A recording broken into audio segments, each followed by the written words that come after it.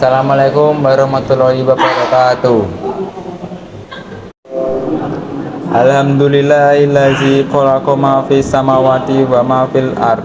Asyhadu alla ilaha illa wahdahu la syarikalah lahul mulku wa lahul hamdu yuhyi wa yumiitu wa asyhadu anna Muhammadan abduhu wa rasuluh. Uswatun hasanutul lil muhtadin. Allahumma sholli wa sallim ala Muhammadin rasulil amini wa ala alihi wa sahbihi wa man tabi'ahum bi isanin illa yaumiddin, amma ba'd.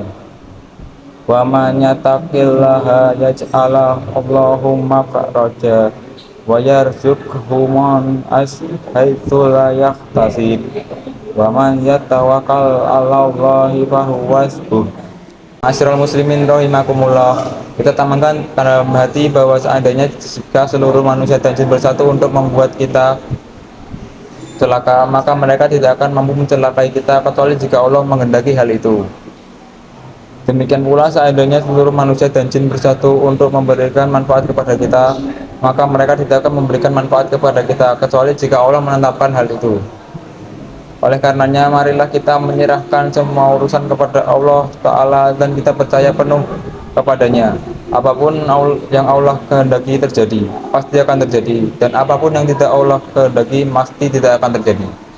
Masyarul muslimin rahimakumullah, marilah kita ingat selalu bahwa kita sekarang ini bukan tengah berada di surga, melainkan kita berada di dalam kehidupan dunia.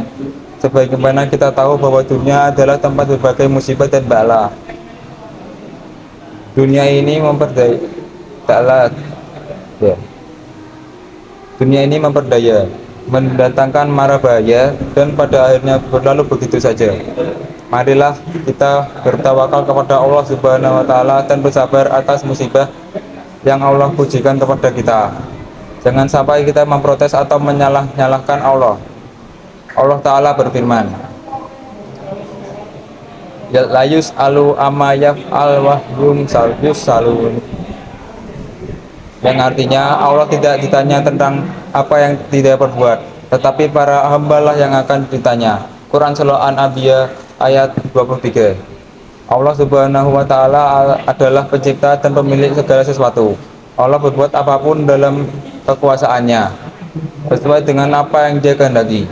Marilah kita bersabar sebagaimana diperintahkan oleh Allah Subhanahu wa Ta'ala dalam Al-Qur'an, wa anabluwanankum biyayain minal khawfi wal ju'i wa naqsi minal amwal an-nafsi wasyamarati wa basyari sabirin allazina idza asabathum musibat taqulu inna illahi wa inna ilaihi rajiun. Maknanya, dan kami pasti akan menguji kalian dengan sedikit ketakutan, kelaparan, kekurangan harta, jiwa, dan buah-buahan. Dan sampaikanlah kabar gembira kepada orang-orang yang sabar, yaitu orang yang ditimpa musibah. Mereka berkata, inna ilahi wa inna ilaihi rajiun. Sesungguhnya kami milik Allah dan kepadanya lah kami kembali untuk dihisab. Quran Surah Al-Baqarah ayat 155 sampai 156. Saudaraku seiman, jika kita terkena musibah, hendaklah kita meneladani Rasulullah SAW dalam kesabarannya.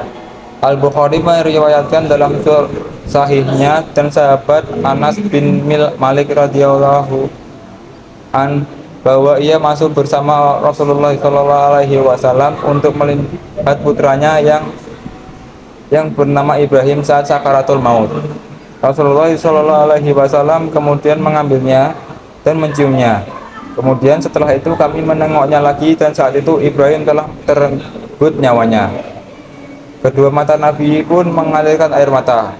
Abdurrahman bin Auf radhiyallahu an berkata kepadanya, Anda pun menangis wahai Rasulullah. Rasulullah SAW pun jawab, wahai Ibnu Auf, sungguh itulah rasa kasih sayang. Nabi kembali meneteskan air mata dan kembali bersabda,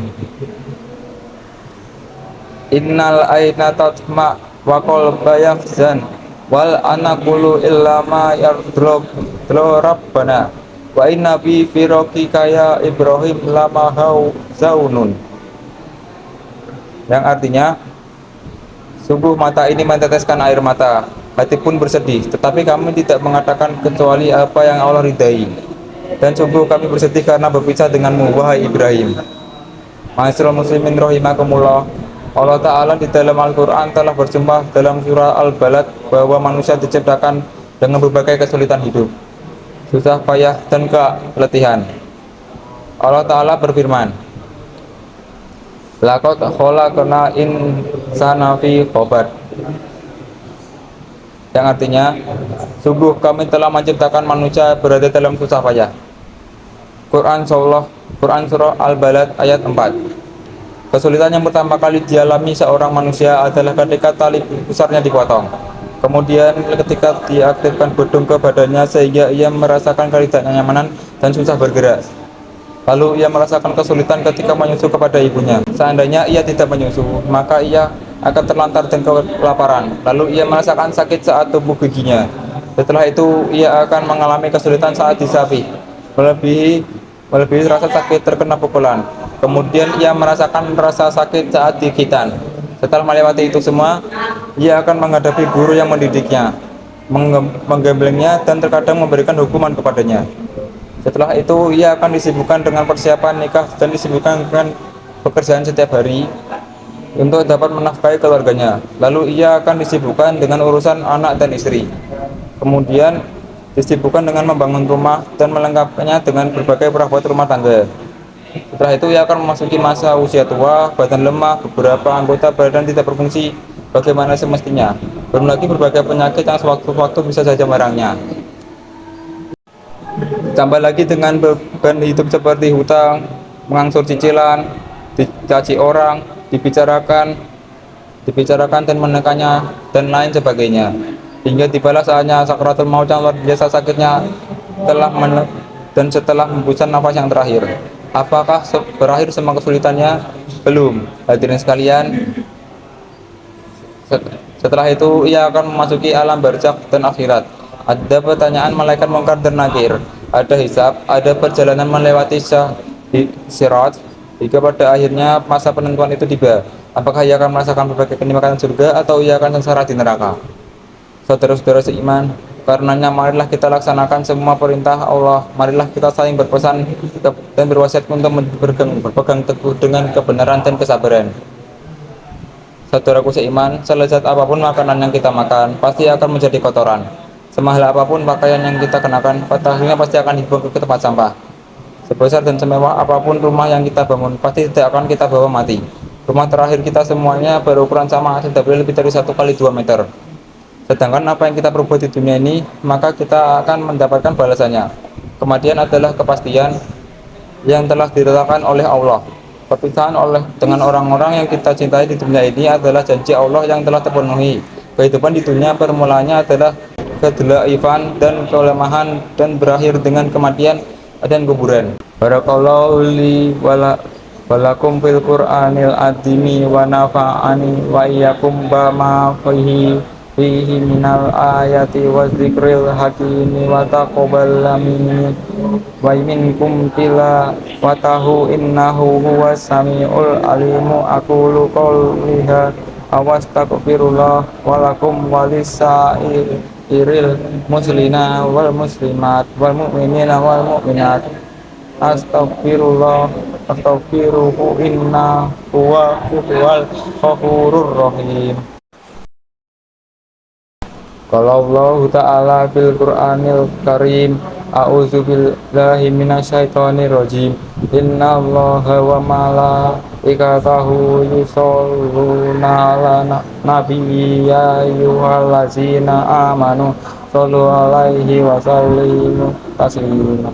Allahumma sholli Muhammadin wa ala ali Muhammadin kama sholaita ala Ibrahim wa ala ali Ibrahim wa barik ala Muhammad wa ala ali Muhammadin kama barakta ala Ibrahim wa ala ali Ibrahim fil alamin innaka Hamidum Majid. Allahumma sholli ala Muhammadin wa ala alihi wa sahbihi ajmain. Allahumma fir lil mu'minina wal mu'minat wal muslimina wal muslimat al ahya'i minhum wal amwat innaka sami'un qaribun jibuda awat. Rabbana zalamna anfusana wa illam taghfir lana wa tarhamna lanakunanna minal khasirin. Rabbana atina fid khasirin.